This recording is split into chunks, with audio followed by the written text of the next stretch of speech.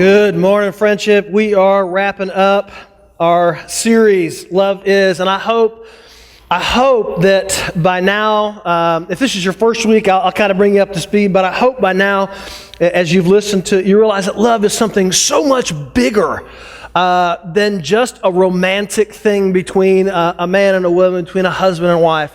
We've been talking about the fact that love is such a bigger thing. It really connects with every part of our life and every part of our being.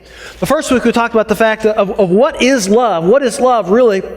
We talked about the fact that sometimes we look at the fact that love is an emotion. We believe that. But the reality is love is not a fleeting emotion. It's an active choice. It's something that we have to choose day in and day out. It has to be something that is intentional in our being to love someone or something else. And then we asked the question, where does love come from? How does love start? And we looked at the answer, and it was the fact that all love starts with God's love. We love because God first loved us. God in His very nature is love, and so we are created in His image. Therefore, we have a desire to love, and so that's where it stems from. And then last week, we asked the question, who is it that we're supposed to love?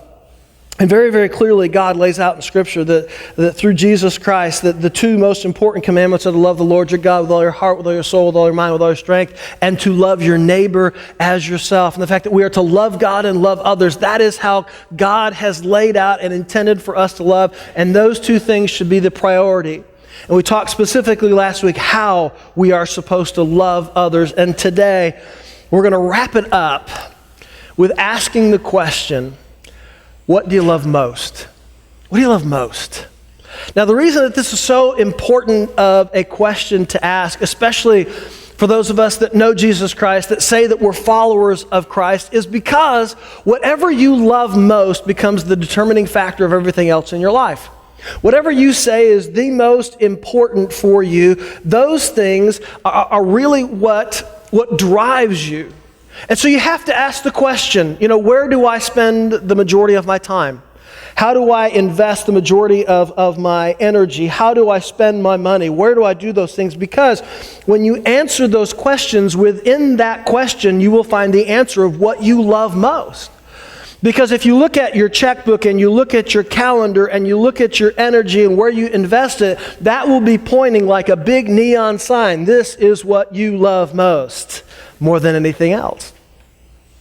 And as Christians, it's really, really important because, and I'm just going to give you the big idea right off the top, that way those of you that are blank fillers can be so excited that the first blank is filled out way before we get into the actual, meat of the message itself. The big idea is this.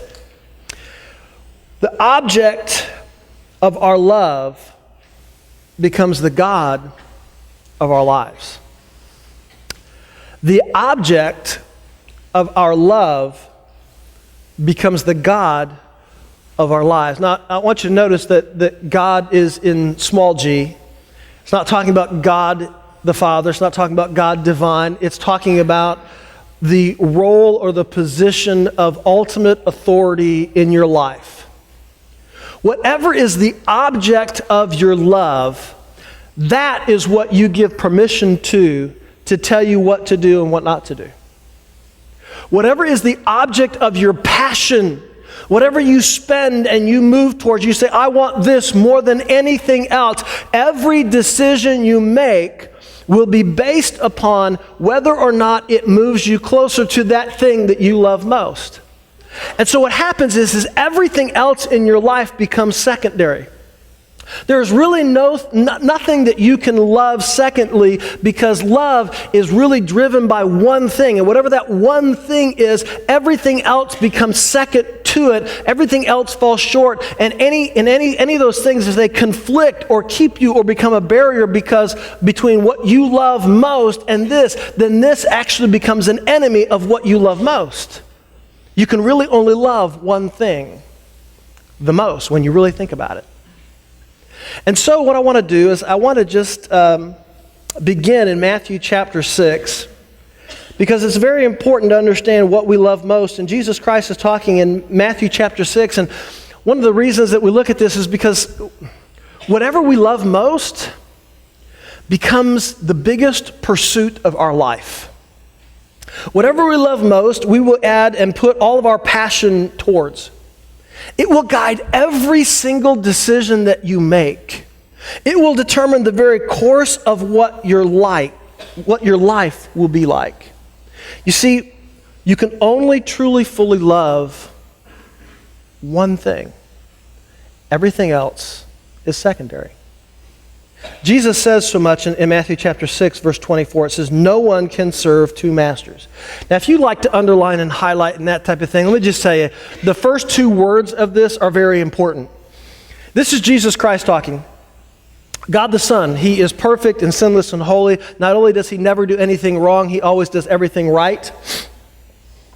And He says, no one can serve two masters. Now you go, hang on a second. He doesn't say no one can't love two people. He doesn't say, listen, but here's the thing. The object of your love becomes the God of your life. That becomes your master. The thing that you will try to please, the thing that you will try to pursue, the thing that you will want more than everything else. And so Jesus is saying, listen, let's just be real honest about it. No one, there's not a single person on the planet. Now I know immediately those of us that are human beings, which I'm pretty sure is all of us, immediately look for loopholes, don't we? If somebody says you can't do something, you're like, oh yeah? Let me show you. And we look for the loophole. Let me just tell you, there's no loophole here. Jesus doesn't say no one can serve two masters except unless you really work hard at it. He says no one can serve two masters. You cannot truly have two great loves of your life. You can only have one. There can only be one thing that you love most. And he says, listen, no one can serve two masters. And then he goes on to kind of explain it. He says, either you will hate the one and love the other, or you will be devoted to the one and despise the other. Now, specifically, he's talking about money here, so he says, you cannot love both God and money. But it is applicable to everything in life. In fact, I want to take kind of the second analogy that he used here. You either despise the one or be devoted to one. And here's what's really interesting. This is a really, really stupid example, but I think it will resonate with probably all of us, okay? The new year just started not too long ago. We're getting into the end of the second month, and I'm sure, as we talked about in the first series this year, you probably had some resolutions. Some of you probably had resolutions to lose weight or to eat healthier or something like that. I'm not going to ask you, because then the follow-up question would be, how you doing? And that's just embarrassing for all of us, so we're not going to go there.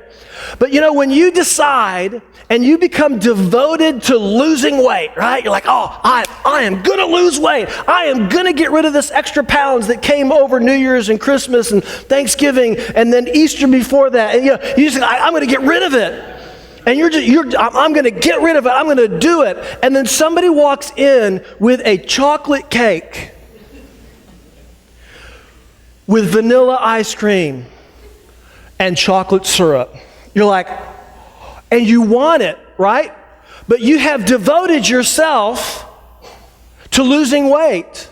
And so now the love that you had for the chocolate cake with chocolate syrup and vanilla ice cream, or maybe you're really like a chocoholic, and it's like chocolate ice cream with chocolate syrup and chocolate cake.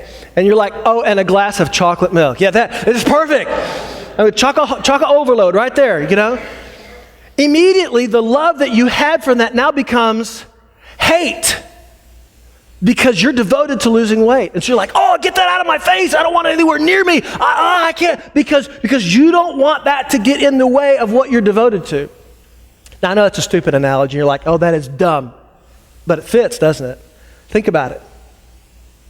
If you have anything else in life that gets in the way of whatever your number one love is, it goes from something that you used to like to now you hate it because it's in the way of the thing that you love most. And so Jesus says, no one can serve two masters. It's impossible. You can only have one thing that you love the most, because the object of your love becomes the God, the master of your life. Now, Jesus makes it very clear that it's not an either or proposition. You cannot serve two things. It's impossible. And then John, in 1 John, and we've been spending most of our time in 1 John during this series. John, just an amazing guy. He was originally one of the sons of thunder. I mean, he had a serious temper. He was one of the ones that said to Jesus, let's bring fire down from heaven on these people because they don't like you. And Jesus is like, okay, chill out, have a seat. Time out on you, John. Sit down because you're a little wound up here.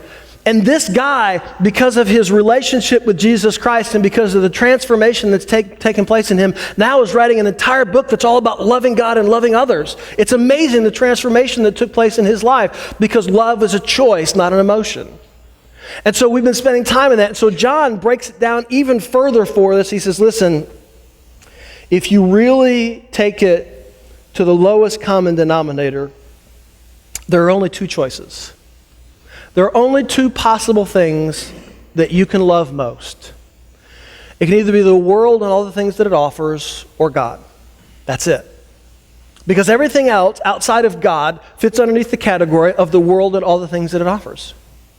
And so in 1 John, chapter 2, verses 15 through 17, John says this, do not love this world, nor the things that it offers you. Notice, listen, don't buy into it. Don't be in love with all of the things that the world can offer you. And there is a lot of stuff out there. Just watch an hour TV program and pay attention to the commercials. Every commercial is trying to draw you to buy something that will make your life better or faster, make you thinner or taller, make you better looking. Spray this cologne on and women can't keep their hands off of you. Buy these Spanx and you'll look fantastic. I mean, whatever the case may be, it is all about preying on you and trying to get you to believe into something else. It says, listen, don't buy into it. Do not love the world or the things that it offers you. For when you love the world, you do not have the love of the Father in you. No one can serve two masters. It's either God or the world and all the things that the world can offer. For the world only offers a craving for physical pleasure, a craving for everything that we see, and pride in our achievements and possessions. He says, listen, I'm going to narrow it down the world side to three things. There are three things that the world can offer. First of all, it's physical pleasure. The desires, the things that you want, how you feel about things. Then there's also the things that you can see. The things that you drive past a car, and it is the most beautiful, gorgeous car that you've ever seen in your life, and immediately inside of you something has changed. And for some reason, this guy or this gal that's driving this car that you love must be the most evil person in the world because they have that and you don't. And they don't deserve that, but you deserve that. I mean, they're probably a drug dealer. I mean, seriously, that's why they have that car. I mean, you make up these things, right? Because you want that and you can't have it. And so it's your eyes, how you feel, what you see. And then the last thing that he says, listen, there's this false pride that builds up inside of each and every one of us. We look at what we've done. We look at our achievements. We look at what we have, our possessions. And we look at that and we believe that is more than enough for us. And then we look at that and those things that we have, those achievements and those possessions begin to tell us that, hey, you can do this on your own. You don't need anyone else. You don't need someone to help you. You don't need someone to guide you. Do you know, honestly, when you break it down, this right here is one of the number one reasons why people get divorced. Because they believe that they can do it on their own. They can do it better than with the person. That person's holding them back. It's keeping them from being the person they're supposed to be. It's all this stuff. And there's this belief that begins to build up inside of us. And those are all the things that the world offers. None of them sound really fantastic, do they? Let's continue. He says, but these are not from the Father, but are from this world. And this world is fading away. They don't last. They're temporary, along with everything that people crave. But anyone who does what pleases God will live forever. What I want to do is I just want to take those three things that Paul talked about, or that John talked about, and I want to just unpack them a little bit. Because as much as we all say, we love God, we love Jesus Christ, for each of us, at least one of these areas is the area of temptation and struggle for us. Because we're all made differently. Now, I may talk about the cravings of the flesh, the cravings of the pleasure, and you may go, that's not it for me. But then we start talking about the cravings of the eyes and seeing what other people have and wanting it for yourself, and you go, ding, ding, ding, that's me. Because we're all made differently. But I want to just really quickly work through these three things because I think it's important.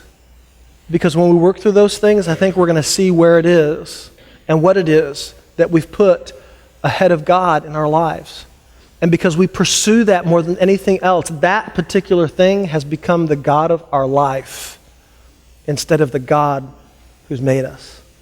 The first thing is that when we love the world, we become captivated by how it feels. When we love the world, we become captivated by how it feels.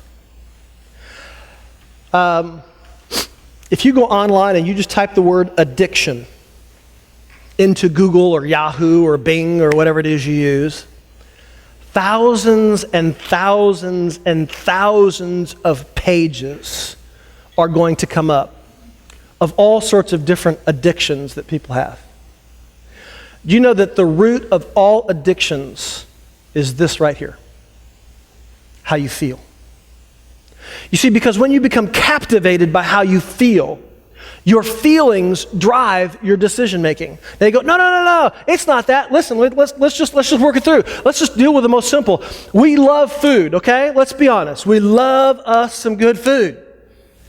And some of us are what we call stress eaters, right? Anyone want? No, okay. We're stress eaters. If we feel, notice that word, if we feel stressed, we want to eat to alleviate that feeling. Some struggle with alcohol.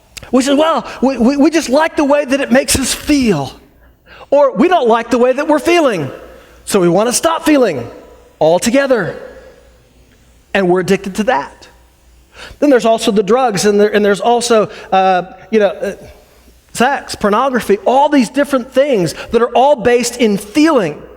And we say to ourselves, it's okay because it's just a feeling. It's just a feeling, but here's the problem. When we buy into the lie, when we buy into the belief that if we just get more of that feeling, that it will finally satisfy, the truth is it won't.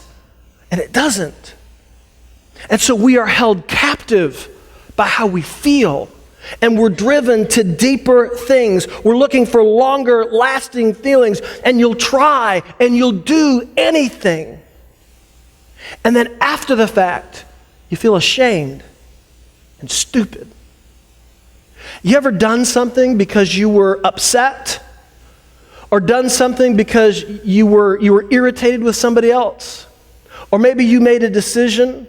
Or maybe you dove into alcohol and you got drunk. Or maybe you dove into an entire chocolate cake by yourself and had Alka-Seltzer standing by. And then afterwards you look at yourself and you're like, I am such an idiot. I can't believe that I did that. Why did you do that? Because your feelings became the most important thing. They were your God. They were your God. You ever sit down and talk with somebody who has ruined their life because of some addiction of some kind? And you ask the question, how did you get there? And oftentimes they're like, I really don't know. I just did this, and I did this, and I did this, and I did this, and I did this, and all these choices were based upon how it made you feel. And you ended up someplace you never intended to be. It leads you to do and say things afterwards that you're ashamed of. And you know what's interesting as well is that if you are constantly trying to do and get something that's a deeper, longer, lasting of feeling, it ends up desensitizing you to the beauty that's all around you. You ever met someone that's so desensitized to just even the simple beauties of life? A sunrise, a bird, a deer, It's really, really big that you can shoot and eat later. Sorry, I know I just ruined it for a lot of you. Like, oh.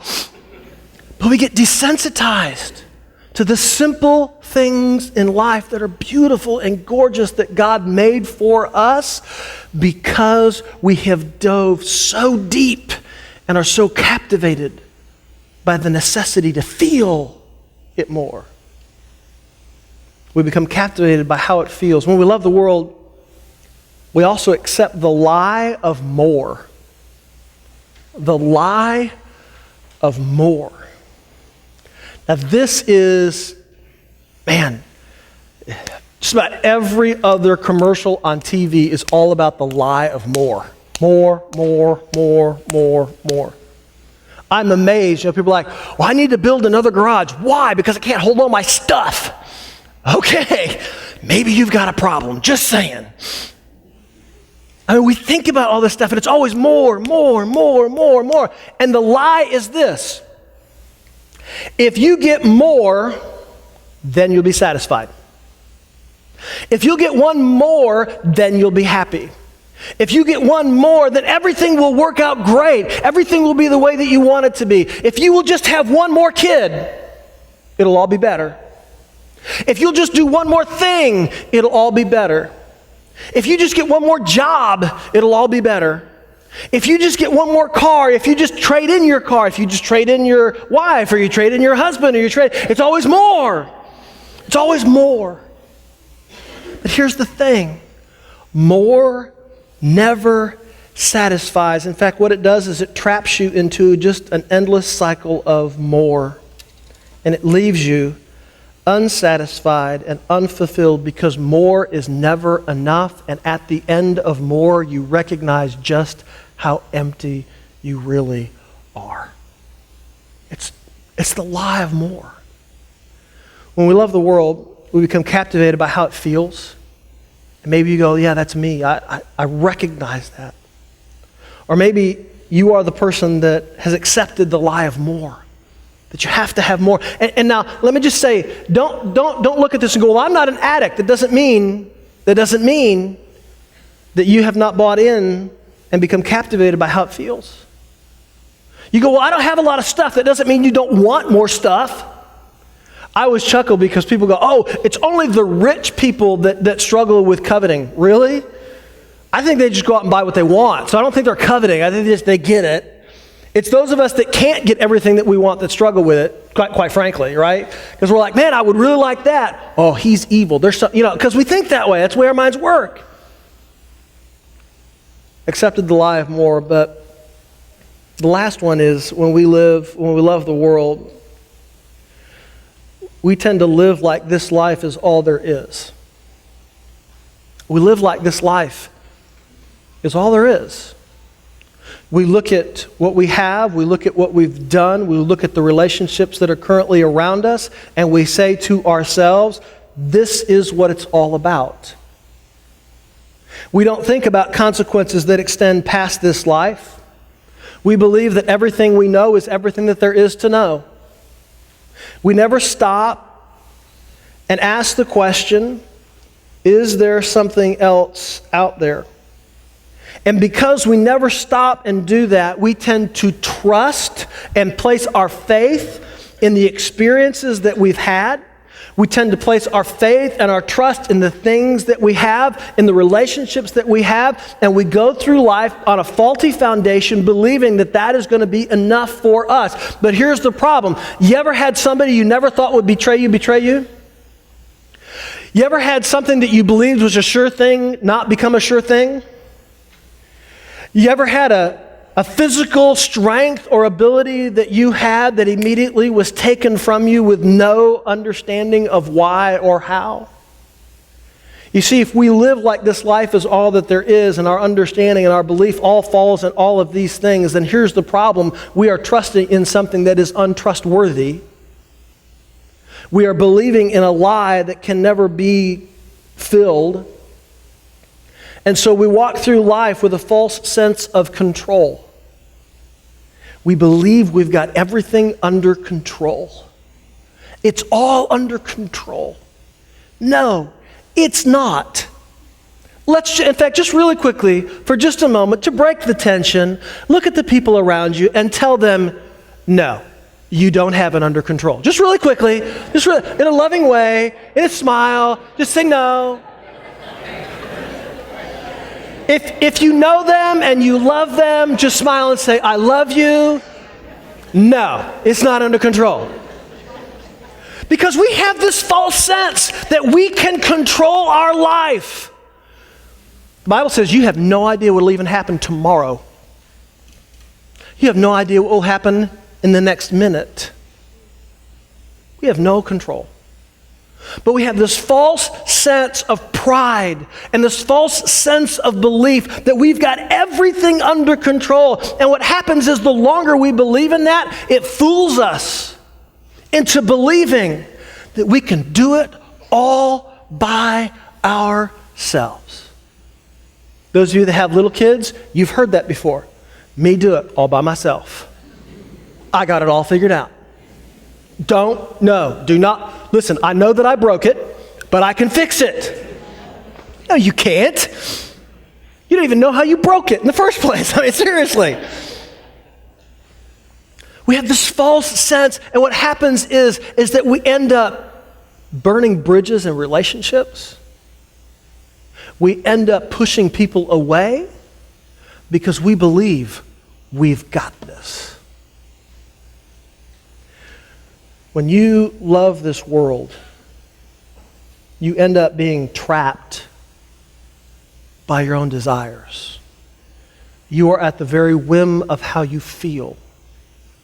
When you love this world, you become into a reckless pursuit of things that will never satisfy because more is never enough. When you love this world, you believe that you've got all the answers. You believe that you know what the truth is because your foolish pride has convinced you that this is all there is. I want to go back and read 1 John 2, verse 17. John said, "These are not from the Father." This is not what God intended for you. God does not want you ashamed and empty, unfulfilled, uncertain, hopeless, lost, and lonely. That is not God's plan, desire for your life at all. If as we've gone through these things, you look at them, you're like, oh my gosh, I'm kind of ruled by my feelings. I'm doing things based upon how it feels instead of what's right in the eyes of God. I literally am. I've been caught in the cycle, in the endless cycle of more. I've been bought up into that thing, and I believe that lie, and more is never going to be enough. Instead of believing that God is enough, I think more needs to be more. Or maybe you go, man, I have been living as if this life is all there is. I have believed with everything in me that I've got it covered, that it's under control. But it's not. John said, these are not from the Father. That's not what He has planned for you. But these are from the world. And this world is fading away along with everything that people crave. But anyone who does what pleases God will live forever. You see, when we love God, we are captivated by His presence. When we love God, we are filled with contentment and satisfaction, and all the while knowing that no matter what happens in this life, it's not all there is. We know the end of the story, and we know that Jesus Christ has paid the price. He's won the victory, and this world is just the pregame to the real deal. And He's got it all figured out.